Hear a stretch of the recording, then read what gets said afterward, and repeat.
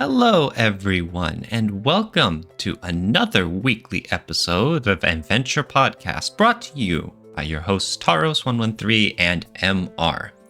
Today, we are going to be covering a very unique yet familiar aspect of many visual novels, the whole idea of a Fandisk.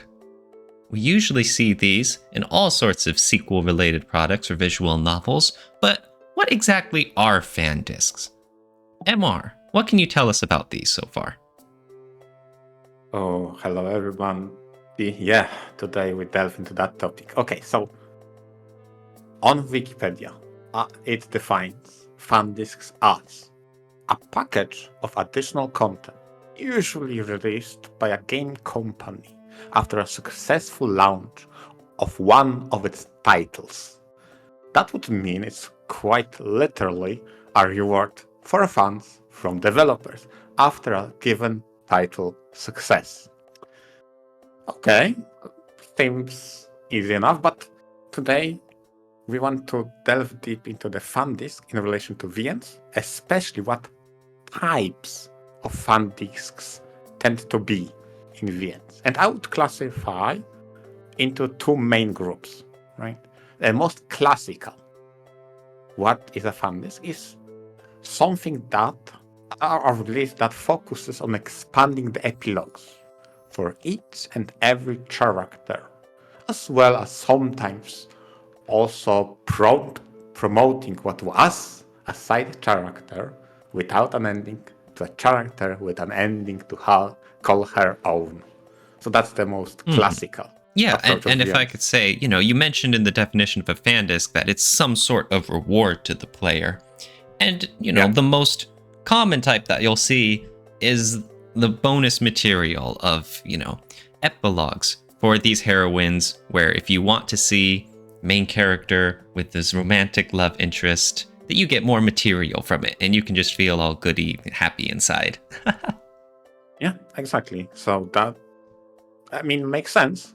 If the game had achieved success, developers expanded the stories of those main heroines, but maybe due to, for example, character popularity, some side characters might also get an upgrade, let's call it, and got her own ending.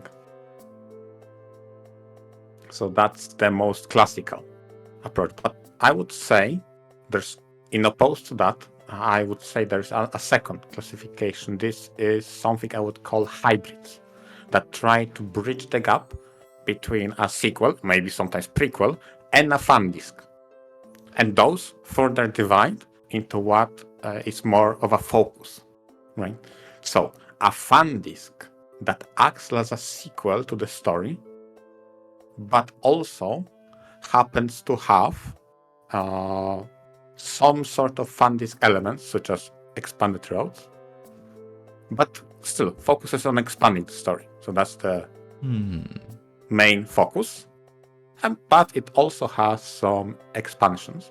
And the reverse, the other subtype, I would say, is something that is Fandisk first, but also can expand the story with, for example, filling the plot holes or different perspectives. So those are what I would call hybrids that try to bridge what is a Fandisk and what is a sequel. Okay, I'll ask you more about that later. Yeah, and to discuss Fandisk, I brought the most classical example of Fandisk I could think of. It has to be Princess Evangel W. Happiness. Oh my god. Where do I even begin? It's quite interesting how much they added when it comes to additional endings. That's something I was very surprised by. And also, something that is, I feel, unique, they had a recollection of how the common route was structured. And now I seem to remember they had entire common route in the Fandisk itself. Huh. What do you mean by that? The entire common route in the Fandisk? Yes. Yeah. You could play from the start of the entire game in Fandisk to the end of common route. Was it like the same writing? Yeah. Same text, Yeah. the whole thing? Just Yeah. if you just wanted to get your Yeah. fill of it again instead of just playing the original Princess Evangel? Yes. Yeah, no, I just remember that. but exactly, they had it. So if for some reason, and maybe that's actually a good idea, for those who bought the Fandisk long after the original, so they don't need to boot up the original, but still, it's such a mute point. But at the very least, you had it in the Fandisk, okay? Okay. But what else did the Fandisk bring to the table? Yeah. So you had epilogues. So they expanded the main 4 heroines. Each of them had happily ever after expansion to their endings, which was lovey-dovey how they are faring after all the drama that went through in the main game, which makes sense. All their conflict has been solved. So all that was left is their relationship blossoming. But also, what they did put into that fandisk is a lot of side character got their own ending. And unlike those epilogues, those another stories, I think that's the category that they called it, those another stories had their new drama that wasn't in the original, because obviously the original did not focus on those characters. So I suppose, in a way, you could experience the entire story with those new additional stories with common route in the same game. Because you had your common route, and then you could hop into the side characters that they weren't exposed to the same degree in the original. Maybe that's why they included the common. That's so weird. But ultimately, I think it was 5 characters, or maybe 6, that got their own endings that did not get in the original. Which is quite a lot, I feel, because that's more than the original 4 heroines. Now, obviously, these epilogues or these bonus side character routes, they have to be kind of shorter than the main heroines got in the original game, right? Yes, they were, I would say, about 60% of the length. Around that ballpark. Okay. Which makes sense because they weren't that involved in the central drama of that title originally, right? So they had to create some conflict, some sort of drama, and some resolution to it. Right. They all had to be self-contained within this fandisk, right? Yes. And still somewhat tied to what was happening. And in this case, in Princess Evangel, it was main character being involved in an all-girl school and trying to reform it from inside. Because he was like a testing person. How would boys integrate to that school? With some of the members of faculty and students voting yes, we want this school to be co-ed, and others want to preserve tradition and say no, it should be all girls still. So that was the central conflict and drama. Yes. And for those 6 additional endings, I remember 2 of them were present in the common route, and they were the unlucky 2 that didn't get an ending. And they did in this fandisk. And the other 4 were way more of a side characters that got promoted. I suppose by osmosis, by always following the main characters around in some minor scenes or events. I don't really remember them that well, as much as those 2 that they were central in the common route, but they didn't get an ending, and that felt unfortunate. So they did get their just desserts in this title. Yes, that's the Fandisks go. Okay, that's very interesting. Yeah, that's probably the most classical Fandisk to date I've read. Huh. I don't know what else to say. Then on that then topic okay, because then let's move on then. it's like this is the most classic example. This is how it's done. Yes.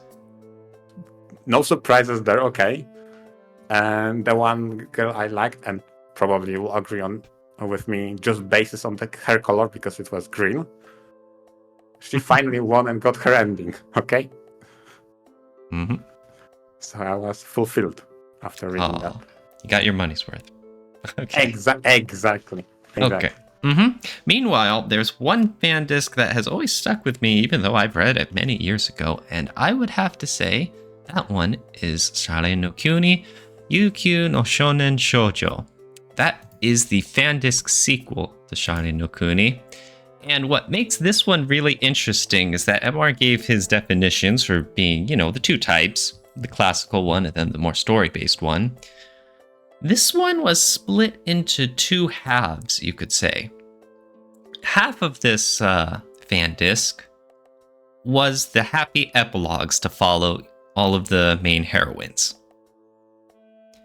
You get to follow basically the visual novels, the original visual novels path of the main character living a happy life with each of them as his girlfriend as they get into various adventures, whether it's with Natsumi cleaning out the house and solving a mysterious puzzle, or attending a cooking competition, or, the normal slice of life doings that you see in a Mareeck visual novel. These are happier moments in contrast to the very dramatic, character-driven routes in the original VN. So this is the sort of happy ending you get to see, where the heroines and the main character are having fun, just living a normal daily life without many worries in mind. On the other half of this Fandisk, it's a very long and detailed route with the villain of the original VN as protagonist, Hozuki. And we see him as a young man instead of as the old man that he is in the original visual novel. And this route is mostly a character study of how he became the guy he is that we see in the original.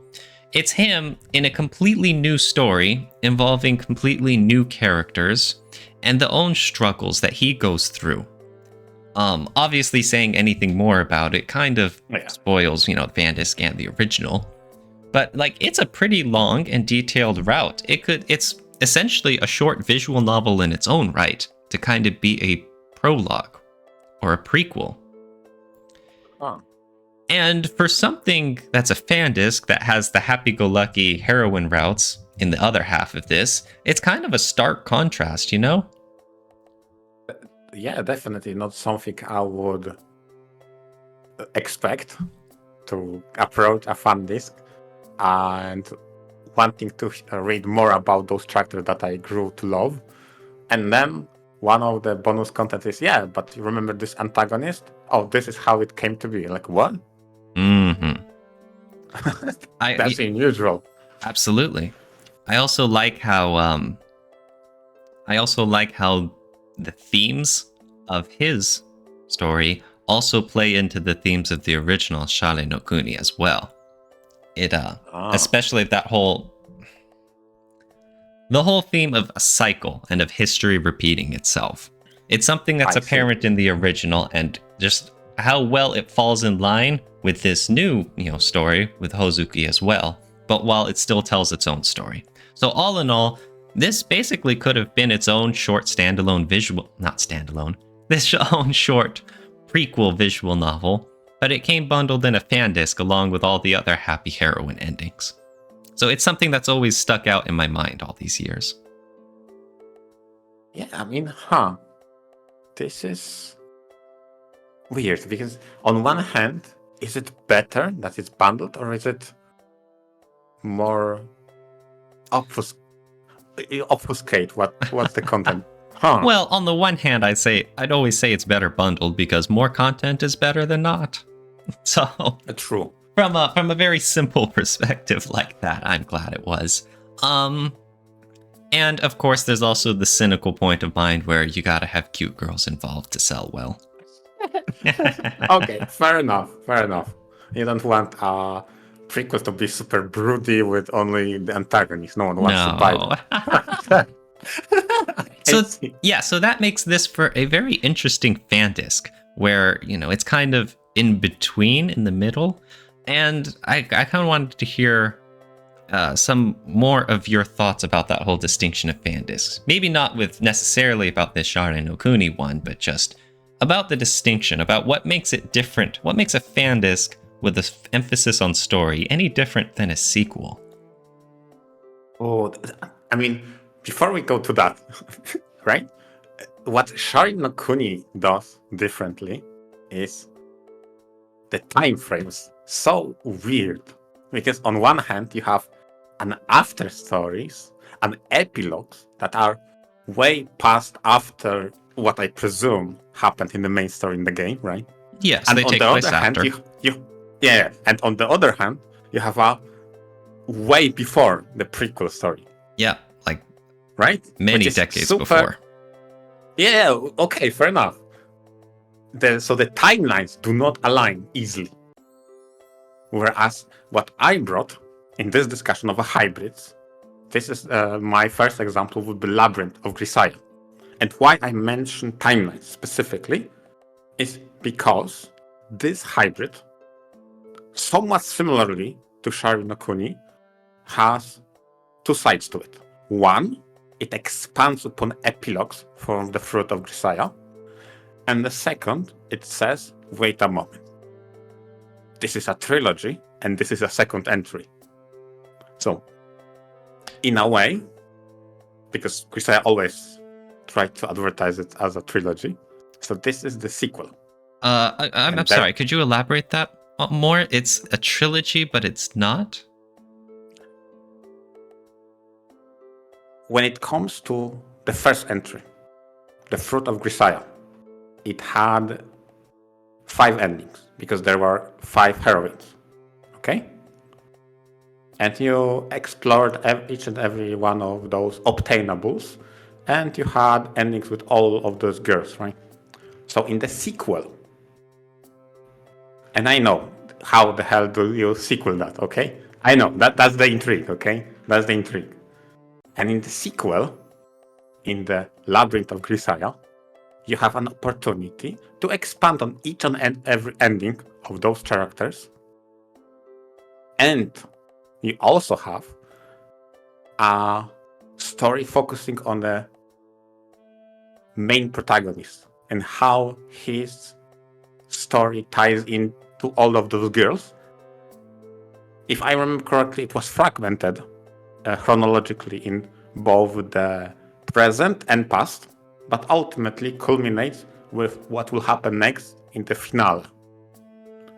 In a way, that's so weird, because wait a moment, you had 5 different conclusions in the original game, yet somehow, out of all of them, with,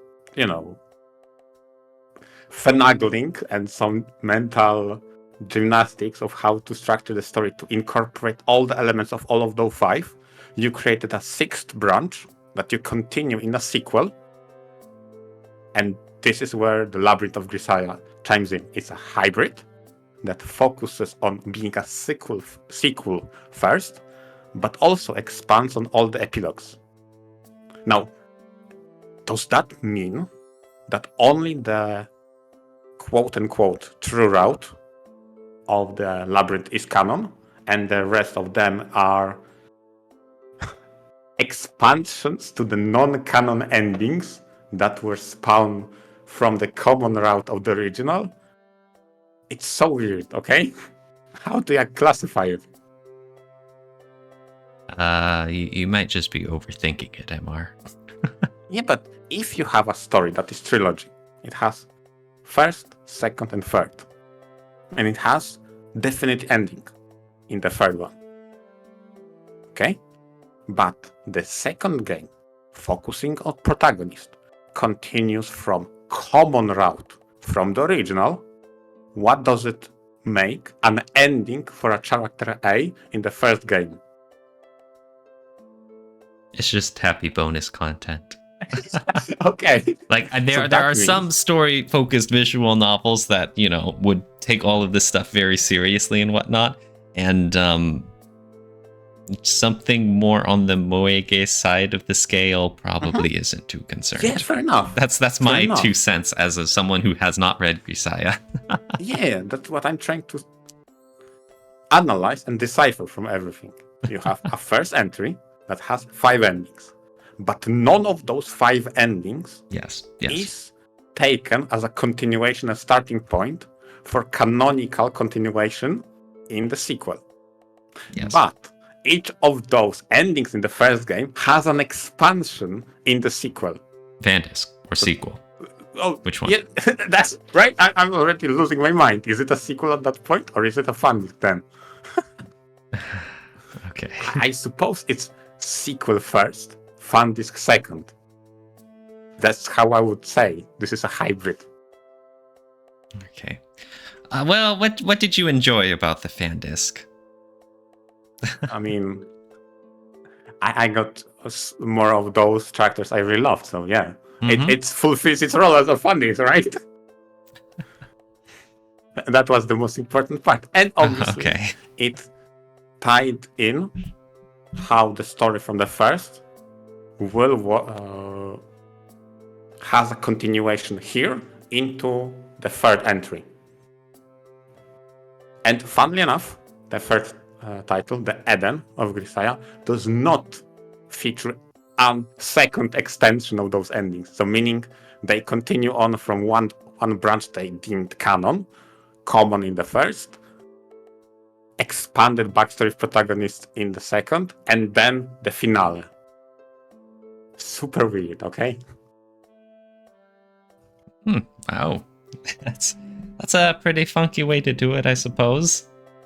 Yeah, but it kind of makes sense if you had an overarching story. You want to tell it to the completion, but at the same time you introduced endings in the first game. So now, what to do? You can't just make 5 games, 5 sequels, right? Yeah, they can. They totally can.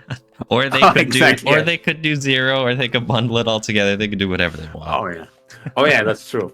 If you introduce endings in the first one, you can always go back to prequels all the time. That is true. That's a good point. Yeah.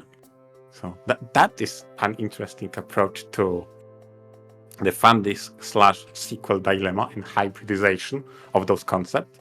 And another one that I have that is kind of a mirror from this is from my recently read 9-9.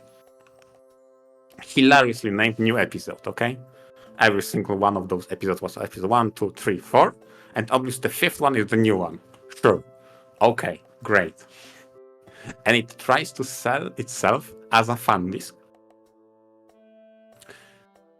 But, and again, I don't want to go into spoilers, but essentially, it fills a role of a sequel in a way how it fills the gaps and plot holes left after the conclusion of the story. And it tries to answer those of you, readers, who had some leftover question like, wait, what happened to this and that? And yes, they try to bring all the conclusion to all plot points and leftovers, but also focusing on all those heroines having their own endings expanded. That was the focus.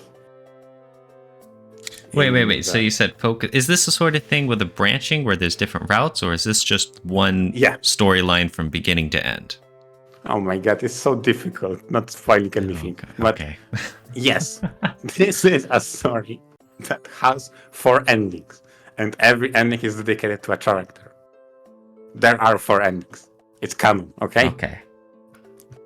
Okay. So this Fandisk expands each and every one of those endings. That's the focus. Okay? But in between those expansions, they also answer all the plot holes that the overarching story left. Yes, you said that. From different perspectives, from something wasn't shown but happened, that left you wondering. This title answers. And that's what I really appreciated about this title. Not only did it expand on all the endings, really very, very well, but also answered all my questions I had. Well, if you were just looking for answers to questions, then I mean, a Q&A interview with the developer would have accomplished the same thing, right? Yeah, fair enough. What made this better or different as a Fandisk? Because they shown those events from those perspectives. So what was going behind the scenes, for example. Okay, so instead of just developer going in and trying, this is what happened. No, they shown it in this game. Okay, so you got to see other people's perspectives or something new. Yeah, has the 9-9 series ever really experimented with other POVs in the past? No, mostly it was protagonist's perspective. Oh, okay, so something new and fun for something meant to be more of a bonus material. That right? Yeah, exactly. Oh, perfect. Yeah, exactly. And again, going in, I expected expanded endings because that was everywhere. Yeah, experience all the expanded endings for all your favorite heroes. That kind of advertised. So I was pleasantly surprised seeing all those plot holes and gaps filled in correctly. When I usually think of Fandisks, the idea that always comes to me is the whole bonus content material. The things that aren't mandatory to experience or understand to be a fan of the original visual novel, but rather more bonus stuff. And in my mind, that's always been cute, fluffy epilogue stuff with the heroines. A lot of times you get like visual novels or moeges that end with the big confession scene. Yeah. You know, the main character gets the girl, and then it just the scene kind of fades to and then they live happily ever after sort of thing. Yep. And so Fandisks, in my mind anyways, have always had that biggest strength to them, is that you could see them whole dating process and them having their honeymoon period together. You don't often see that in too many visual novels. And the fact that you have moeges that split off into a whole bunch of different heroine possibilities mean that you get content for all of these heroines. Like if there are 5 heroines, then you get 5, bonus epilogue route stuff with each of the different ones. And so even if you're not that big on the whole romance epilogue lord of material, you at least have a bunch of content to read with the same cast of characters and the same setting and the same interactions that you might have liked from the original. Yeah, and again, Fandisks provide unique opportunity to disrupt the formula and be creative. For example, Princess X had an interesting Fandisk because one of the heroines you could pursue actually didn't like you back. That was interesting concept. And she liked your best friend. So in Fandisk, you get to see the relationship blossom with that best friend. That was a very interesting concept. I won't say it. Okay, don't say it. But it was very interesting. Very different from how I would see a Fandisk. And some of the characters in the Princess X that had only bad ending as their ending, they got a good ending instead in the Fandisk.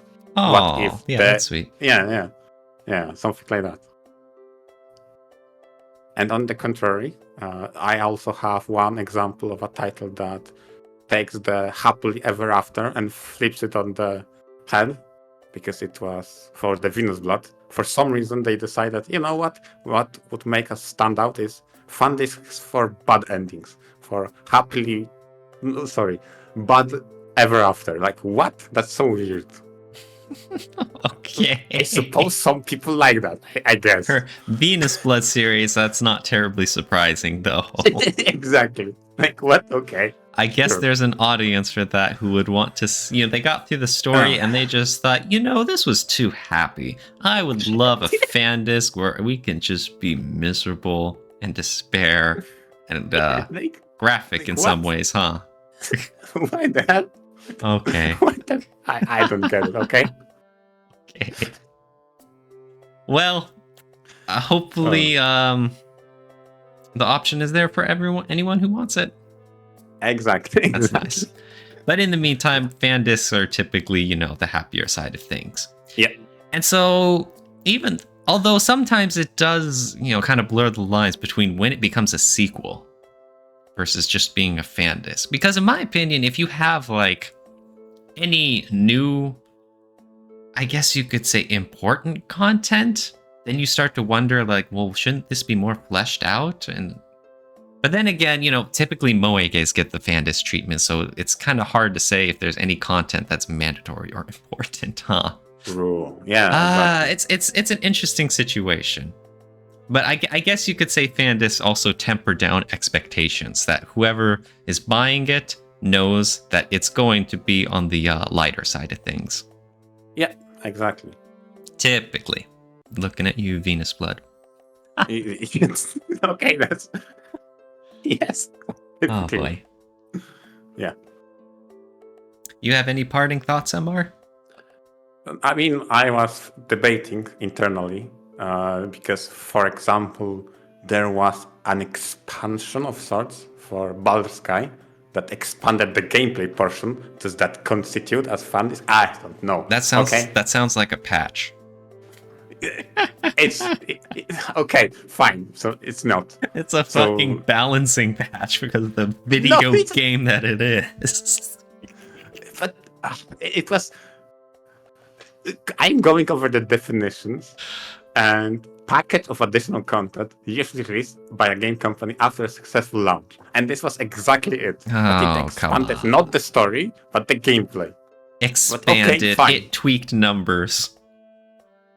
It give you more weapons, okay? Oh my goodness. What? Okay, what a note to end this on, MR. Thanks. Yeah, okay. No problem. Hey, I had to, okay? I had to. You asked. All right. Baldur's Sky, though. What a title. Yeah. Well, everyone, all our listeners, thank you very much for listening, and I hope you enjoyed it. If you have any comments or questions, as always, you're free to contact us either through the comments or through all of the avenues we've got here on the screen. But aside from that, I hope you enjoyed, and we'll plan to see you next week. Yeah, and for all our listeners, I would love to hear your favorite Fandisk. With that, VNture out. VNture out.